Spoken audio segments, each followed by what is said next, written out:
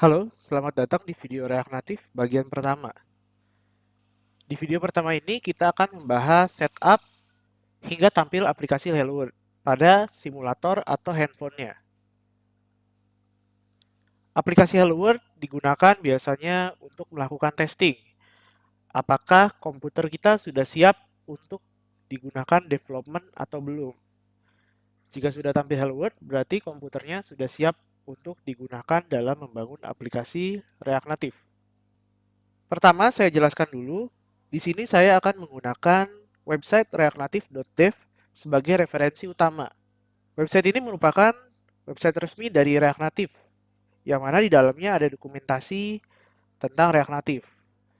Kenapa saya menyarankan lewat website React Native? Karena perkembangan JavaScript itu sangat cepat, terutama React Native juga. Bisa jadi setiap 1 bulan ada update terbaru, yang mana penjelasan yang lama sudah tidak relevan dengan update React Native yang terbaru itu. Oleh karena itu, saya sarankan sering-sering untuk membaca dokumentasi dan melihat perkembangan lewat website reactnative.dev ini. Untuk setup, panduannya ada di docs ya. Klik docs, di sini ada documentation-nya. Lalu kita masuk ke environment setup. Lalu di sini ada setting up the development environment. Nah, di sini ada dua pilihan ya. Ada menggunakan Expo atau React Native CLI. Di sini kita akan menggunakan React Native CLI. Lalu di sini ada instruksinya, kita menggunakan development OS-nya apa. Untuk saya menggunakan Windows, maka di sini pilih Windows. Lalu target OS-nya kita akan membangun aplikasi apa. Di sini saya Android, maka pilih Android. Jika kamu menggunakan macOS, maka pilih ini macOS ya. Oke, untuk Windows dan targetnya Android, caranya seperti ini. Yang pertama kita perlu install namanya Chocolate. Ini adalah dependency manager untuk di Windows. Kita buka aja websitenya, chocolate.org, lalu di sini masuk ke Get Started. Nah, di sini ada petunjuknya untuk installnya ya. Pertama, kita perlu buka PowerShell.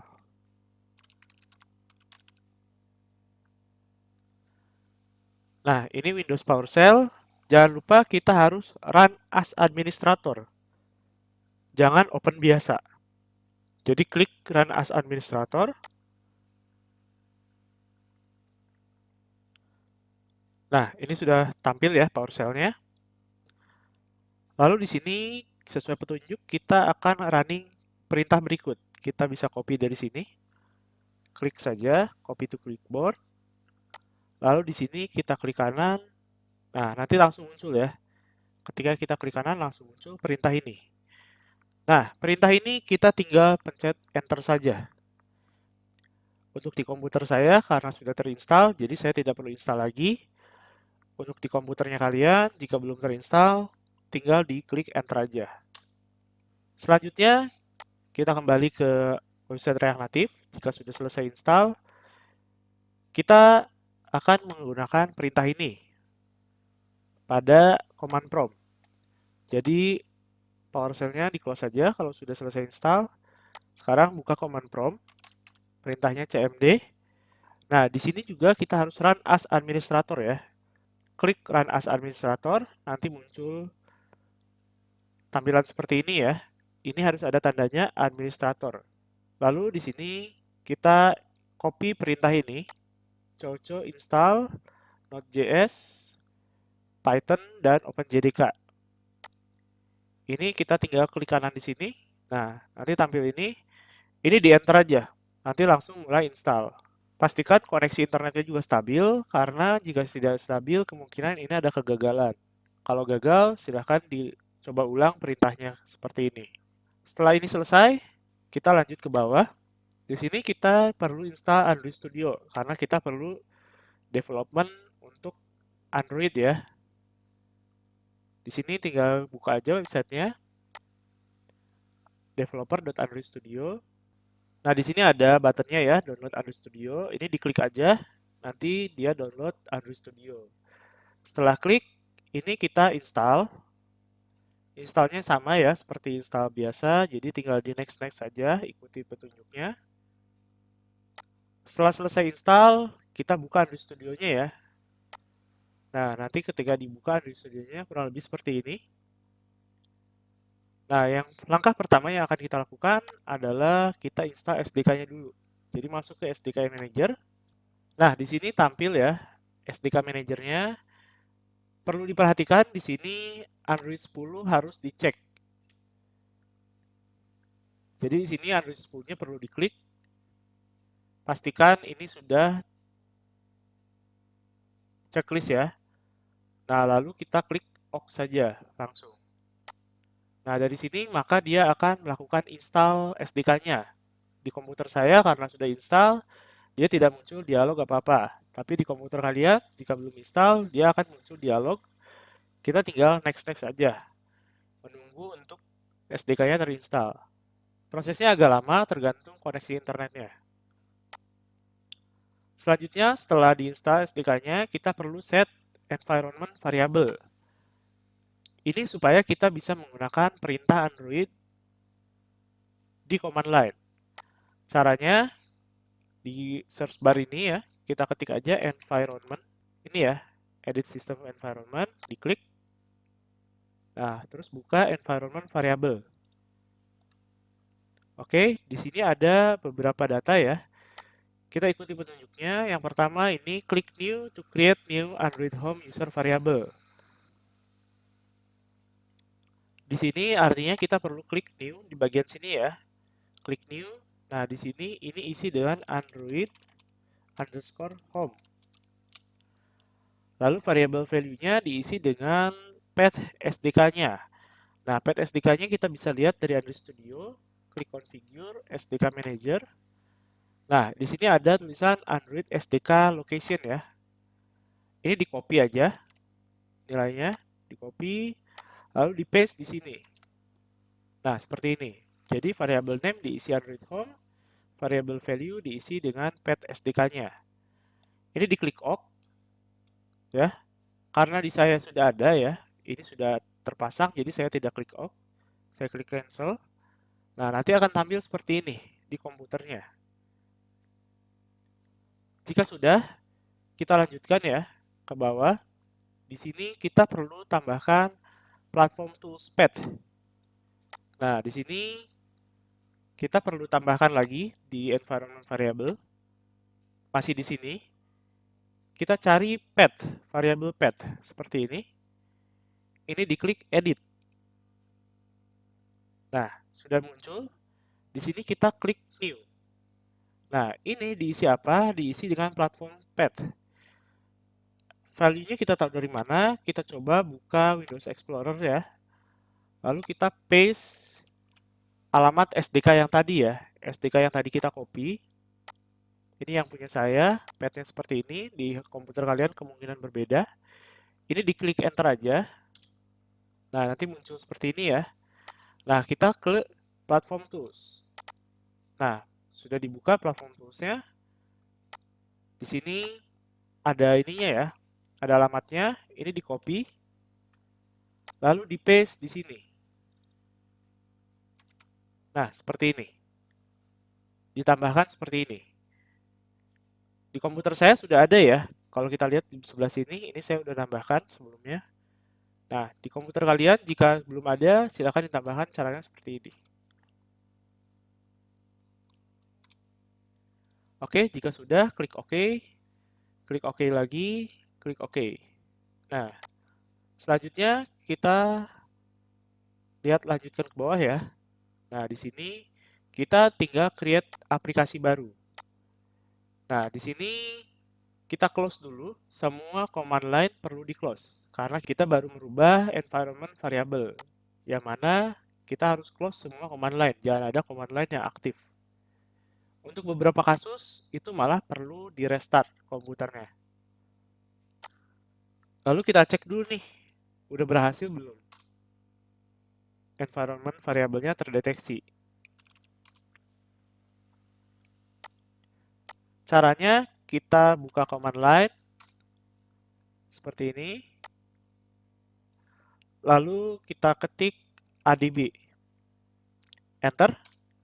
Nah, jika muncul seperti ini, artinya environment variabelnya sudah terdeteksi. Dan ini sudah bisa digunakan.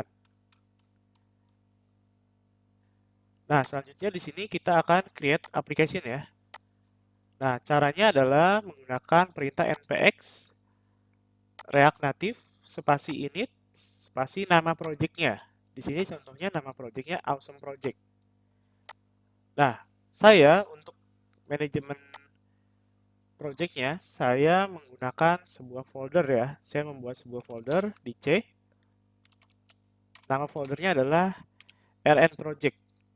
Jadi di file explorer saya kurang lebih seperti ini. Di C itu ada folder namanya rn project, di mana di dalamnya ini ada banyak project React Native. Oleh karena itu saya pindah dulu ke foldernya crn project. Posisi saya sekarang sudah dalam folder rn project. Nah, sekarang saya isi dengan perintah ini ya. npx spasi React Native spasi init. Init ini artinya create new project.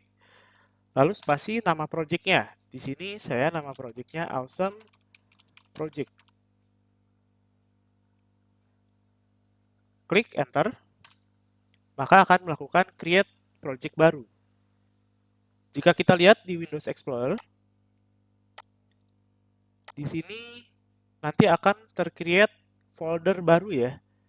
Folder sesuai dengan nama projectnya, yaitu Awesome Project.